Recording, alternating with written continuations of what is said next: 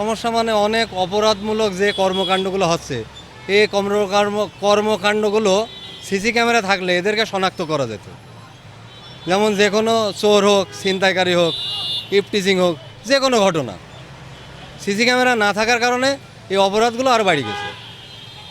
5ই আগস্টের পরে যে ঘটনাগুলো ঘটেছে, 5ই আগস্টে যখন সিসি ক্যামেরাগুলো ছিল হয়তোবা অনেকে অনেক কিছু করছে, অনেক অটোওয়ালাকে একজন ছিনতাইকারী সহজে ধরে নিয়ে যাচ্ছে, যে কোনো একটা অপরাধমূলক ঘটনা ঘটছে, সেগুলো সিসি ক্যামেরা না থাকার কারণে আমরা শনাক্ত করতে পারছি না। আমরা চাচ্ছি সিসি ক্যামেরা হোক, আসামিগুলো সঠিকভাবে ধরা হোক, বা সিসি ক্যামেরার কারণে এগুলো শনাক্ত করা যাবে। আগস্টের আগে পৌরসভার মধ্যে সিসি ক্যামেরা ছিল।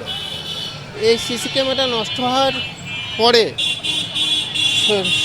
সন্ত্রাসীদের শনাক্ত করা যাচ্ছে না, যার জন্য ছিনতাই সন্ত্রাসী বেশি বেড়ে গেছে। এখন এর কোনো ব্যবস্থা নাই, প্রশাসনের থেকেও না বা পাবলিকের কোনো ইসের থেকেও নাই। এর একটা দ্রুত ব্যবস্থা নেওয়া উচিত। আমরা চাচ্ছি যে সিসি ক্যামেরা থাক এবং আগে যে সন্ত্রাসের কম ছিল এটা যাতে ফিরে আসে। সিসি ক্যামেরা থাকলে শনাক্ত করা যায় বা কোনো একটা অপরাধীকে চিহ্নিত করা যায়, এটাই আর। এই সিসি ক্যামেরাগুলো না থাকার কারণে চুরি ছিনতাই বাড়ছে, অনেক পোলাপান বেপরোয়াভাবে গাড়ি চালাচ্ছে, অনেকের সমস্যা হচ্ছে সাধারণ জনগণের।